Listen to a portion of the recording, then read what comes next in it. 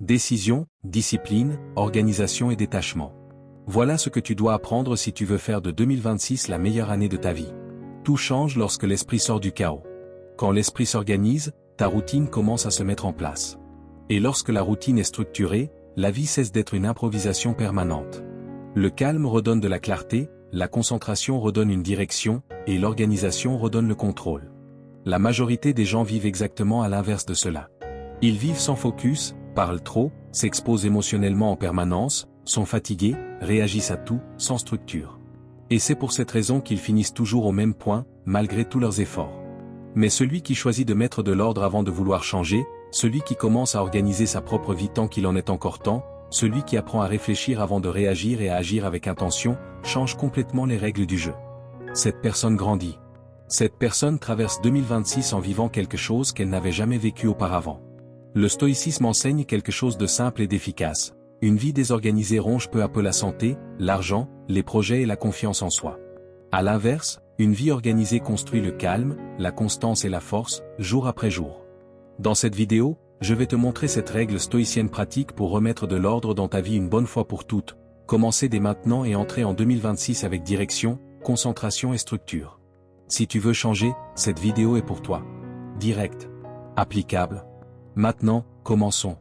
Règle 1, connais ton niveau réel de croissance. Tu veux changer ta vie? Alors commence par le point le plus fondamental et pourtant le plus ignoré de tous, savoir exactement où tu en es. Pas là où tu aimerais être. Pas là où tu dis être lorsque tu parles avec quelqu'un. Mais là où tu es réellement, aujourd'hui. À partir de ce point, détermine avec honnêteté où tu veux aller. Car personne ne change de direction sans savoir sur quel chemin il se trouve. Les stoïciens faisaient cela en permanence. Ils examinaient leur propre vie régulièrement, non pas pour se culpabiliser, mais pour ne pas se mentir. Ils avaient compris quelque chose de simple à propos de l'esprit humain. À l'intérieur de chacun de nous, il existe deux forces qui nous poussent à agir chaque jour. La première est le désir de devenir la personne que nous pourrions être. La seconde est la peur de devenir ce que nous avons juré de ne jamais être. Tu n'avances pas seulement attiré par le futur que tu désires. Tu es aussi poussé par l'enfer que tu veux fuir. C'est comme marcher avec une corde qui te tire vers l'avant, tandis qu'une autre te brûle dans le dos. Daniel Kahneman, lauréat du prix Nobel d'économie, l'a montré avec clarté. L'être humain ressent la douleur de la perte bien plus intensément que la joie du gain. Perdre fait plus mal que gagner ne motive. C'est pourquoi éviter de tomber pousse souvent plus fort qu'essayer de monter. C'est ici que beaucoup se trompent. Les gens se contentent de se fixer des objectifs. Ils parlent de ce qu'ils veulent conquérir, mais ne définissent jamais clairement ce qu'ils refusent désormais de continuer à vivre. Voilà pourquoi ton antivision doit être aussi puissante que ta vision. Si tu veux plus de contrôle émotionnel, écris-le clairement, je ne veux plus perdre le contrôle à la moindre discussion, à la moindre provocation, à la moindre chose déplacée. Si tu veux prospérer financièrement, rends-le explicite, je n'accepte plus de vivre à la limite, de répéter les mêmes erreurs, de dépenser par impulsion et de faire semblant que tout va bien. L'antivision est le portrait du futur que tu refuses de vivre. Elle agit comme une limite intérieure, comme un avertissement silencieux qui dit « À partir d'ici, je ne continue plus ». Lorsque la tentation apparaît, lorsque l'impulsion surgit, lorsque l'ancienne réaction tente de reprendre le contrôle, tu te rappelles le prix de rester le même. Et cela change le choix avant qu'il ne devienne une action. Quand tu définis honnêtement où tu te trouves aujourd'hui et que tu clarifies qui tu refuses de continuer à être, quelque chose s'ordonne en toi. Les décisions deviennent plus simples. Les excuses perdent de leur force. Tu commences à reconnaître tes schémas avant d'y retomber. Non pas parce que tu es plus motivé, mais parce que tu es plus conscient. Les stoïciens appelaient cela la lucidité. Ce n'est ni de la dureté, ni du pessimisme. C'est de la maturité. Comprendre que la vraie croissance ne commence pas avec l'enthousiasme, mais avec la clarté. Et la clarté naît lorsque tu cesses de te raconter de belles histoires et que tu commences à te regarder avec responsabilité. Alors fais ceci sérieusement, reconnais ton niveau actuel. Définis ce que tu refuses désormais de continuer à porter. Et seulement ensuite, construis la personne que tu veux devenir.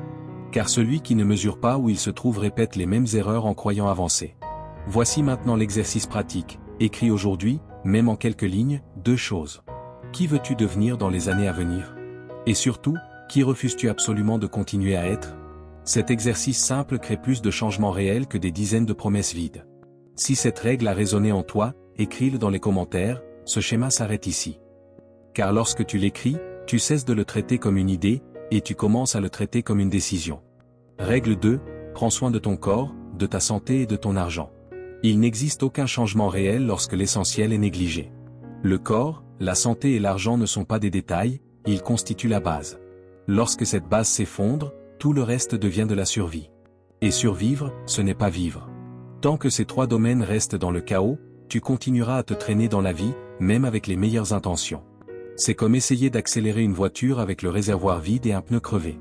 Épictète disait, décide qui tu veux être. Puis accepte de perdre des habitudes, des personnes et du confort. Fais ce qui est nécessaire pour devenir ta nouvelle version.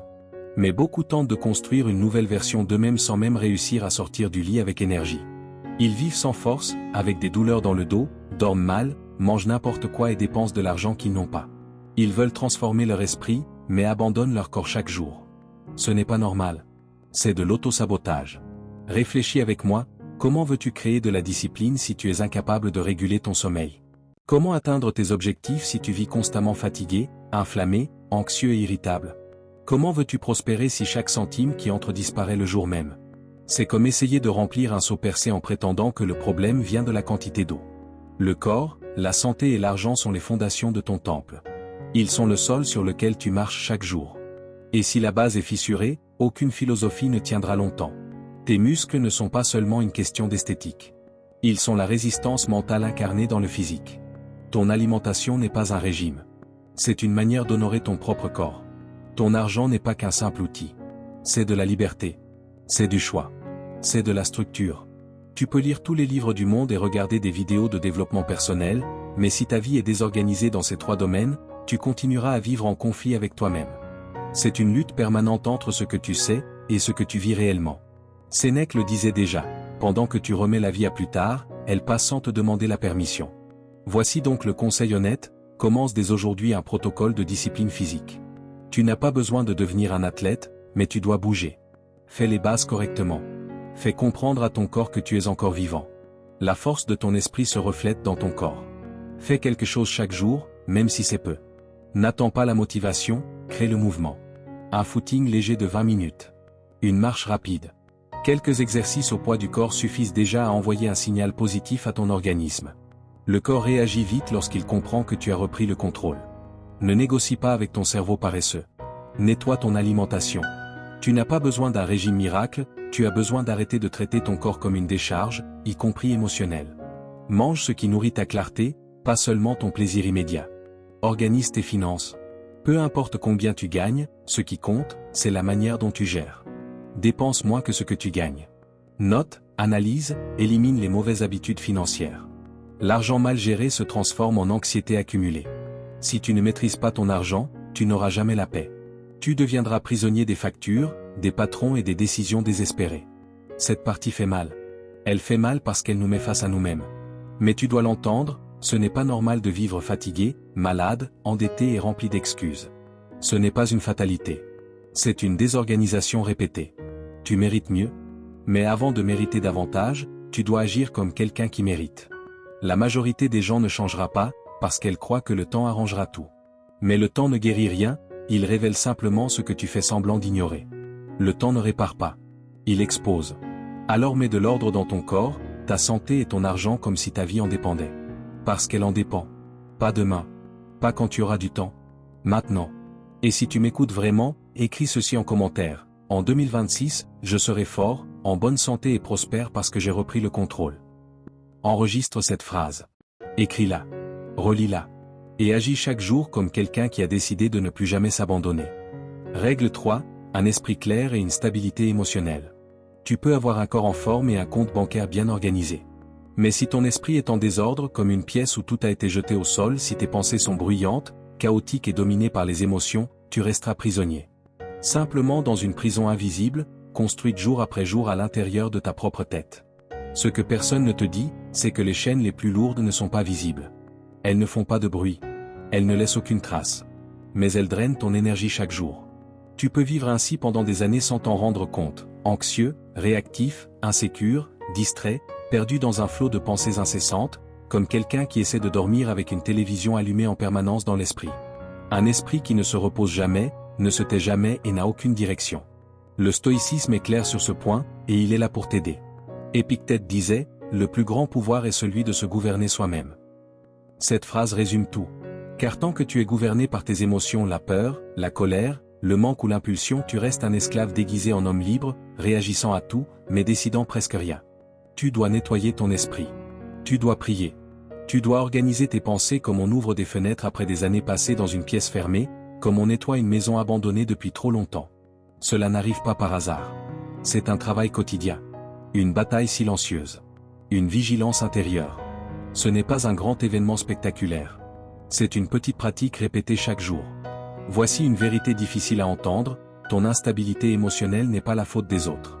Ce n'est pas celle de ton patron, de ton partenaire ou de ton manque d'argent. Elle naît d'un manque de maîtrise intérieure. Et toi seul peux la reprendre. Épictète l'enseignait avec une idée puissante, la souffrance frappe à la porte sans prévenir. Tu ne choisis pas la visite, mais tu choisis qui tu deviens lorsque tu ouvres la porte. La majorité des gens vit comme une feuille emportée par le vent. Si quelque chose de négatif arrive, il s'effondre. Si quelqu'un parle, il se justifie immédiatement. Si un plan échoue, ils sombrent dans le désespoir. Ils passent leur journée à éteindre des incendies émotionnels. Ce n'est pas vivre. C'est survivre. Avoir un esprit clair, c'est pouvoir regarder à l'intérieur et y voir de la lucidité, pas du chaos. C'est ressentir une émotion, colère, jalousie, envie ou peur et lui dire « Je te vois, tu peux exister, mais ce n'est pas toi qui décides pour moi. » Ça, c'est de la force. Ça, c'est de la liberté. Tu veux une stabilité émotionnelle? Alors arrête de nourrir ce qui te déséquilibre. Réduis drastiquement ta consommation des réseaux sociaux. Ton esprit n'a pas été conçu pour fonctionner comme un flux infini. Il ne peut pas absorber chaque jour des centaines d'informations, de comparaisons, de tragédies et d'opinions sans tomber malade. Cela te rend anxieux, agité et de plus en plus éloigné de toi-même. Apprends à être dans le silence. Consacre 10 minutes par jour uniquement à toi, sans téléphone, sans musique, sans distraction. Écoute simplement tes pensées, sans les juger. Au début, cela semble étrange, comme entrer dans une pièce sombre. Mais avec le temps, tu comprends une chose essentielle, le silence intérieur est un muscle. Et il doit être entraîné. Écris ce que tu ressens. Mettre sur papier ce qui est coincé dans ton esprit, c'est comme vider une poubelle qui débordait à l'intérieur. Tu n'as pas besoin de le montrer à qui que ce soit. Écris. Comprends. Organise. C'est une purification émotionnelle. Ne réagis pas immédiatement. Ressens. Observe. Puis réponds seulement après avoir réfléchi. C'est cela, le contrôle de soi. Et le contrôle de soi est la clé pour ne plus être l'otage de tes propres émotions. Ton chaos intérieur ne disparaîtra que lorsque tu arrêteras de vouloir contrôler le monde extérieur et que tu commenceras à maîtriser ce qui se passe en toi. Ce processus n'est ni rapide ni linéaire. Il y aura des rechutes, des pensées négatives, des jours difficiles. Cela fait partie de l'entraînement, ce n'est pas un échec. Si ton intention est sincère et ton effort constant, ton esprit deviendra ton allié. Et quand cela arrivera, plus personne ne pourra te manipuler, te provoquer ou te détruire. Car le véritable guerrier stoïcien gagne des batailles que personne ne voit. Pendant que les autres courent après le statut, la validation et la distraction, toi, tu seras en silence, en train de nettoyer ton esprit, de renforcer ton monde intérieur et de reconstruire ta vie de l'intérieur vers l'extérieur. Et l'an prochain, quand on te demandera pourquoi tu es si calme, tu n'auras pas besoin d'expliquer. Souris simplement. Écris en commentaire, je choisis de maîtriser mon esprit. Et commence dès aujourd'hui à vivre avec la clarté qui a toujours été à ta portée. Règle 4, crée ta nouvelle version. Arrête de parler. Commence à agir en silence. Tu l'as sûrement déjà remarqué, plus les gens parlent de changement, moins ils changent réellement. C'est presque une loi invisible du comportement humain. La bouche travaille pendant que la vie reste immobile. C'est comme tourner la clé d'une voiture sans jamais avancer. C'est pour cela que tant de personnes vivent en promettant, en annonçant, en planifiant, en répétant « cette fois, c'est la bonne », sans jamais passer à l'action. Le discours devient un substitut à l'action. Le stoïcisme est très clair sur ce point, la vertu ne se proclame pas, elle se vit. Marc Aurèle l'a écrit avec une lucidité implacable, ta philosophie doit se voir dans ton comportement, pas dans tes paroles. Autrement dit, le monde ne veut pas entendre qui tu comptes devenir. Il veut voir qui tu es devenu, même si tu n'expliques jamais comment tu y es arrivé. Voici une vérité peut-être inconfortable, mais nécessaire. Si tu avais accompli ne serait-ce que la moitié de ce que tu as dit au cours des 5 dernières années, ta vie serait aujourd'hui méconnaissable. Ton corps, tes décisions, ta routine, même tes relations seraient différentes. Mais ce n'est pas le cas, parce que tu parles trop, tu expliques trop, tu rêves trop, et tu agis trop peu. Ce n'est pas une attaque. C'est une invitation. Une invitation à entrer dans la phase la plus puissante de ta vie, celle où personne ne sait, mais où tout change. La phase du silence. Le silence n'est pas l'absence de bruit. C'est la présence du focus. C'est couper le vacarme extérieur pour entendre ce qui doit réellement être fait. C'est fermer la porte au monde et allumer la lumière de la construction intérieure. Quand tu parles trop de tes objectifs, ton cerveau crée une fausse sensation de récompense. Tu as l'impression d'avancer alors que tu es immobile. C'est comme publier une photo de course sans courir. Comme décrire un plan d'entraînement et croire que cela compte comme de l'exercice. La vraie vie ne fonctionne pas ainsi. Ta nouvelle version ne naît pas de tes paroles. Elle naît de ta routine. De ce que tu fais quand personne ne te regarde. Sénèque disait, la véritable liberté consiste à vivre en accord avec sa nature. Mais toi, trop souvent, tu vis encore selon la nature des autres. Tu annonces pour être validé. Tu montres ce que tu vas faire pour recevoir des applaudissements que tu n'as pas encore mérités. Tu cherches une motivation extérieure parce que tu t'es déconnecté de ta force intérieure. Et pendant que tu parles vers l'extérieur, tu abandonnes l'engagement à l'intérieur. C'est pour cela que ta nouvelle version n'arrive jamais, elle se noie dans l'excès de mots. Tu veux devenir une version de toi-même impossible à reconnaître? Alors retiens ceci, travaille en silence et surprends avec les résultats. Ne dis à personne que tu vas commencer le sport. Fais-le. N'annonce pas que tu vas changer ton alimentation. Change-la. N'explique pas que tu ajustes ton comportement. Laisse la constance parler pour toi. Deviens simplement quelqu'un d'impossible à ignorer. Car quand tu te tais, tu écoutes. Quand tu écoutes, tu comprends. Quand tu comprends, tu agis. Et quand tu agis, tu changes. La phase la plus belle de la transformation personnelle est aussi la plus invisible et la plus solitaire. Personne ne te remarque. Personne ne te félicite. Personne ne t'observe. Il n'y a que toi, jour après jour, enfermé dans ton silence, là où il n'existe pas d'applaudissements, seulement la responsabilité. C'est là que la véritable transformation se produit. Ton corps change sans bruit. Ton esprit se renforce sans annonce. Ton comportement s'ajuste sans avertissement. Et un jour, sans prévenir, les gens te regarderont et diront, « Tu es différent, qu'est-ce que tu as fait ?» Tu souriras, parce que tu sauras que cela ne s'est pas produit d'un coup. Cela s'est construit chaque jour où tu as choisi le silence. Marc Aurèle l'écrivait dans ses méditations, « Fais ce que la nature exige de toi, sans te soucier de savoir si quelqu'un te regarde. » La nature exige que tu agisses, pas que tu parles. À partir d'aujourd'hui, traite tes projets comme quelque chose de sacré. Et ce qui est sacré ne s'exhibe pas, cela se protège. Fais de ta vie un temple. Fais de tes objectifs une promesse silencieuse. Fais de 2026 l'année où tu deviens méconnaissable, non pas parce que tu l'as annoncé, mais parce que tu l'as fait. Écris en commentaire, ma nouvelle version se construit en silence. Si ce message t'a touché, c'est que le changement a déjà commencé. Règle 5, détache-toi de ce qui te retarde. S'il n'y a pas de détachement, il n'y a pas de changement. S'il existe une chose qui empêche la majorité des personnes de changer réellement, ce n'est ni le manque de talent ni le manque d'opportunité. C'est l'attachement. L'attachement aux personnes, aux habitudes, aux environnements, aux histoires anciennes qui auraient dû être enterrées depuis longtemps. C'est comme essayer de courir avec un sac à dos rempli de pierres. Le problème, c'est que tu continues d'avancer en portant du poids mort. Personne ne progresse ainsi. Il n'y a aucun progrès lorsque tout ce que tu fais consiste à traîner ton passé. Tu restes attaché à des souvenirs vieux de 10 ans. Il existe des versions anciennes de toi qui n'existent plus, mais que tu refuses de laisser mourir par peur du changement. Lâche prise. Vis dans le présent et laisse de l'espace au futur pour apporter quelque chose de meilleur. Sénèque a écrit une phrase qui semble faite pour toi, rien n'entrave plus le progrès que de s'accrocher à ce qui n'existe plus. Et pourtant, tu continues. Tu t'obstines à maintenir des relations qui t'épuisent, des habitudes qui te rendent malade, des conversations qui te blessent, des routines qui te ralentissent, alors que tu sais parfaitement que chacune d'elles te coûte de l'énergie, du temps et de la paix intérieure. Tu restes fidèle à ce qui te détruit, comme si tu avais une obligation morale envers ta propre souffrance. Comme si souffrir était une preuve de loyauté. Voici une vérité brute, sans détour. Si tu ne lâches pas ce qui te retarde, 2026 sera identique à toutes les autres années de ta vie. Et tu le sais déjà. Ce n'est pas un manque de conscience. C'est de la peur. La peur d'être seul. La peur de quitter ton ancienne identité. La peur d'assumer pleinement la responsabilité de la vie que tu as toujours voulu. Car cela exige des renoncements. Mais rester là où tu es fait aussi mal. La seule différence, c'est que cette douleur-là t'est familière. Et ce qui est familier paraît sûr, même lorsqu'il fait mal. Marc Aurèle écrivait, « L'obstacle ne bloque pas le chemin, il est le chemin. Traverse-le. » Très souvent, l'obstacle est précisément ce que tu refuses d'abandonner. Ce n'est pas le monde qui t'empêche d'avancer.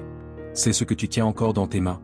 Alors laisse-moi te poser une question, avec une honnêteté totale. Qu'est-ce ou qui sais-tu que tu dois lâcher, mais à quoi tu t'accroches encore? Tu le sais, au fond de toi. Cela peut être cette amitié qui n'existe que lorsque tu vas mal. Cette relation où tu donnes tout et ne reçois que des miettes. Cette pensée répétitive qui te fait douter de toi chaque fois que tu veux avancer. Cette routine paresseuse qui vide tes journées sans que tu t'en rendes compte. Ce travail qui paie les factures mais détruit ton esprit, lentement. Ou cette ancienne version de toi-même qui refuse de disparaître alors qu'elle ne correspond plus à ce que tu deviens. Tant que tu ne romps pas avec cela, tu resteras prisonnier d'un cycle qui ne t'appartient plus. Se détacher n'est pas de la froideur. C'est du respect de soi.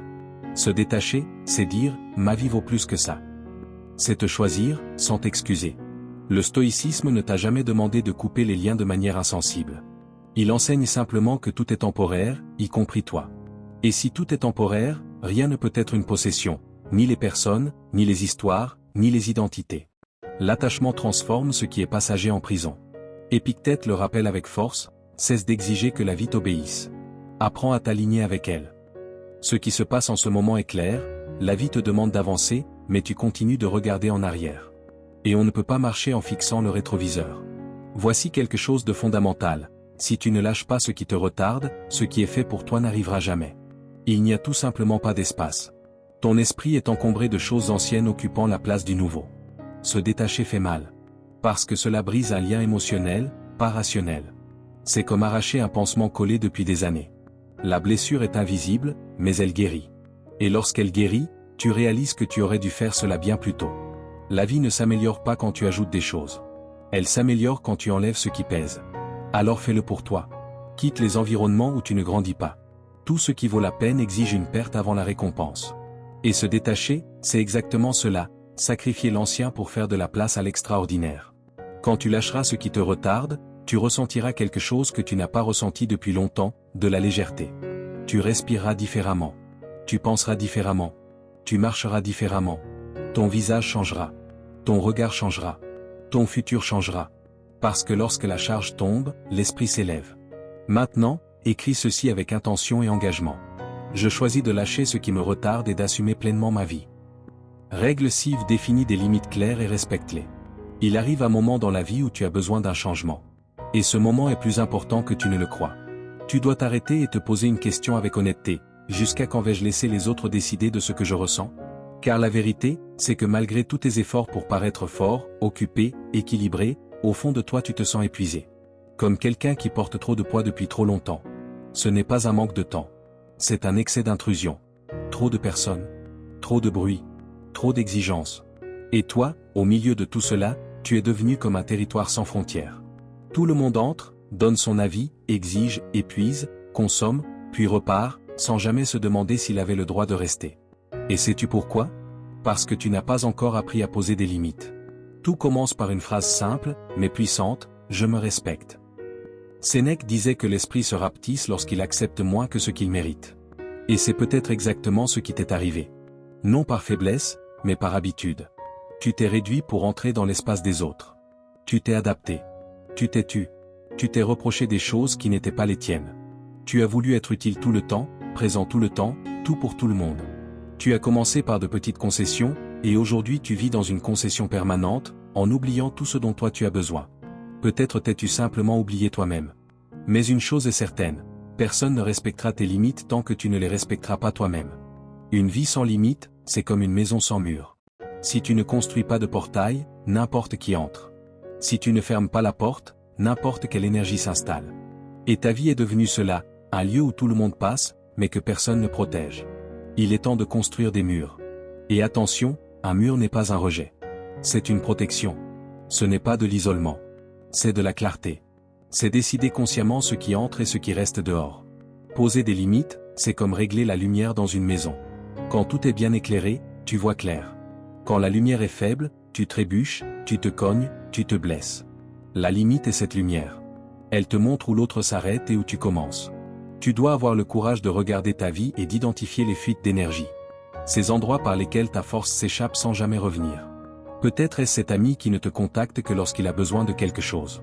Peut-être cette famille qui pense avoir le droit d'avoir un avis sur tout. Peut-être ce supérieur qui dépasse les horaires, l'éthique et le respect, et qui appelle cela « normal ». Ou peut-être est-ce toi-même, qui t'exige trop, qui te culpabilise trop, qui te sacrifie trop, comme si te reposer était une faute et non une nécessité. Et alors tu te demandes, et si je fais fuir les gens? Voici la vérité, si une personne s'éloigne quand tu poses une limite, c'est qu'elle n'était pas attachée à toi, mais à ta permissivité. Les bonnes personnes s'adaptent. Les mauvaises se plaignent. Mais c'est toi qui vis avec les conséquences, dans ton corps et dans ton esprit. Tu n'as pas à justifier tes limites. Ce n'est pas de l'égoïsme. C'est un acte d'amour-propre. Commence petit. Si quelque chose te fait du mal, dis non, même si cela dérange. Si quelqu'un envahit ton espace, prends de la distance, même si ça fait mal. Si tu es fatigué, arrête-toi, même si tu déçois. Si tu te fais une promesse, tiens-la, même si personne ne le voit. Toi, tu le sais. Les stoïciens voyaient l'autocontrôle non seulement comme une vertu morale, mais comme une nécessité de survie émotionnelle. Celui qui ne sait pas poser de limites finit par se noyer dans les excès des autres. Et tu t'es déjà noyé trop souvent, en absorbant des situations qui n'étaient pas les tiennes. Pense à ta vie comme à un jardin. Sans clôture, tout le monde le piétine. Avec des limites, tu peux protéger, tailler, enlever ce qui ne sert pas, arroser avec calme. Et alors, le jardin fleurit. Les bonnes personnes s'approchent. Celles qui viennent détruire repartent, faute d'espace. Tu as laissé tes frontières ouvertes par peur de perdre des relations. Mais as-tu déjà réfléchi à toutes les connexions que tu as perdues avec toi-même en refusant de poser des limites? La guérison commence quand tu décides, une fois pour toutes, de te respecter avant tout. Marc Aurèle écrivait, « Rien n'est plus précieux que la paix intérieure, et celui qui ne la protège pas livre son âme au monde. » Ta paix a une immense valeur.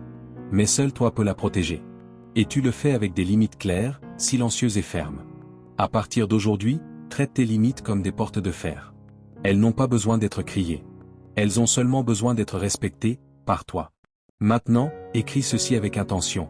Je me protège avec des limites, car 2026 ne sera pas l'année des concessions, mais celle où j'occuperai enfin mon espace avec dignité. Règle 7. Entre en 2026 avec une structure, pas avec des promesses. As-tu remarqué que chaque fin d'année se ressemble toujours? Des personnes réunies, les yeux levés vers le ciel, des feux d'artifice, des vœux, des listes, des promesses. Comme un rituel collectif d'espoir. Le bruit des explosions semble vouloir convaincre l'esprit que quelque chose va changer simplement parce que le calendrier a tourné. On entend partout, cette année sera la bonne. Maintenant, c'est sérieux? Puis janvier arrive. Le réveil sonne. Les factures tombent. Les exigences reviennent. Et la réalité, elle, ne négocie pas avec les promesses. Les anciennes habitudes refont surface, et avant même le carnaval, tout a déjà été englouti par la routine de toujours. Non pas parce que la personne est faible, mais parce que rien n'a été soutenu. Encore une fois, la promesse était plus grande que la structure.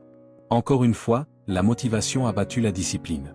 Encore une fois, le discours d'une version transformée est apparu, mais le changement réel, lui, n'est jamais arrivé. Sénèque disait, c'est lorsque les vents soufflent à contre-courant que l'on découvre qui a bâti sa vie sur des piliers et qui l'a construite sur des promesses. Et 2026 fera souffler des vents, sois en certain. Comme chaque année. Il y aura des imprévus, des pressions, des doutes, des tentations, des chutes. Et ce qui te maintiendra debout ne sera ni une phrase motivante enregistrée sur ton téléphone, ni l'enthousiasme de janvier. Ce sera la structure invisible que tu auras construite en silence, bien avant. La majorité entrera en 2026 avec la tête pleine d'objectifs, mais une vie remplie de fissures. Pas toi. Toi, tu entreras avec des bases solides, des fondations, un sol ferme sous les pieds. Comme quelqu'un qui sait où il marche, même dans l'obscurité. Mais qu'est-ce que cette structure? La structure, c'est ce qui soutient ta vie quand tu es faible. C'est ce qui te maintient en mouvement quand la motivation disparaît. C'est ce qui te fait avancer même sans envie. C'est une routine qui fonctionne les bons jours comme les jours difficiles. C'est un ensemble d'habitudes qui ne dépendent pas de l'émotion. C'est la discipline, la concentration et la conscience organisées comme une armée. Sans cri. Sans spectacle. Juste efficace. Et soyons honnêtes, tu n'as pas besoin d'une révolution. Tu as besoin d'un plan simple, bien conçu et bien exécuté. Un plan que tu suis même quand tu n'es pas inspiré. Car l'inspiration passe, mais la structure reste. Tu as besoin d'une heure fixe pour te lever, et de la respecter. D'une routine physique minimale pour maintenir ton corps actif. D'un système d'organisation simple, même un carnet suffit, s'il est utilisé. De limites claires pour les réseaux sociaux. D'une routine de lecture, même 10 pages par jour. D'une révision hebdomadaire, d'une planification mensuelle, d'un bilan tous les 3 mois. Un engagement envers ton évolution qui ne dépend pas de ton humeur. Voilà ce qu'est la structure. La structure, c'est aussi prendre soin de ton environnement. L'endroit où tu vis. La table où tu travailles. Le silence que tu crées. Tout cela façonne ton esprit, comme le sol façonne ta démarche. Tu veux être concentré, mais tu vis dans le désordre. Tu veux être discipliné, mais tu laisses tout à portée de main, téléphone, télévision, notifications. Tu veux être en bonne santé, mais tu ne planifies pas tes repas. Ce n'est pas que tu ne peux pas. C'est que tu ne te prépares pas à pouvoir. Épictète disait, celui qui ne se gouverne pas lui-même vit sous le commandement de tout ce qui l'entoure. Tu ne deviens maître de toi-même que lorsque tu structures ta vie comme un commandant. Quand tu cesses d'attendre l'envie et que tu construis une routine où l'envie n'est plus nécessaire. As-tu remarqué que les personnes vraiment solides dégagent un calme différent? Elles ne vivent pas d'impulsion. Elles vivent d'une structure invisible. Elles ne discutent pas avec la journée. Elles exécutent. La plus grande force est celle que tu construis quand personne ne regarde. Quand personne ne t'exige rien, mais que toi, tu t'exiges. Quand personne ne voit, mais que toi, tu agis. Parce qu'il ne s'agit plus de prouver. Il s'agit de devenir. Imagine que ta vie soit une maison. Chaque fin d'année, tu décores la façade, tu ajoutes des lumières, tu fais des promesses. Mais la plomberie fuit, les fondations sont fragiles, le câblage est défectueux. La première tempête ne pardonne pas l'esthétique. En 2026, tu ne vas plus décorer la façade. Tu vas rénover la structure. Tu vas réparer de l'intérieur vers l'extérieur. Abandonner l'apparence pour te concentrer sur l'essentiel. Construire une routine où chaque jour compte. Chaque action a du poids. Chaque choix résonne. Oui, tu vas trébucher. Oui, tu vas échouer certains jours. Mais avec une structure, tu te relèveras plus vite. Tu te réorganiseras sans drame. Tu reprendras le chemin sans chaos. Sans culpabilité. Parce que ta nouvelle vie ne dépend plus de la chance, mais de la stratégie. Marc Aurèle écrivait dans ses pensées, « Si une chose est supportable, alors supporte-la. Si elle ne l'est pas, cesse de t'en plaindre. » Dans les deux cas, cela dépend de toi. 2026 ne sera pas une année parfaite. Mais elle peut être une année construite avec conscience. Alors la vraie question n'est pas, quels sont tes objectifs pour la nouvelle année? La vraie question est, quelle vie vas-tu structurer en silence pour qu'aucun vent ne puisse te renverser? Faire des promesses, tout le monde peut le faire. Construire en silence pour récolter dans la paix, seuls quelques-uns le font. Que ceci soit ton nouvel engagement. Car celui qui est arrivé jusqu'ici n'est pas n'importe qui. C'est quelqu'un prêt à devenir méconnaissable non pas pour les autres, mais pour son propre passé. Et peut-être que cette heure est la tienne.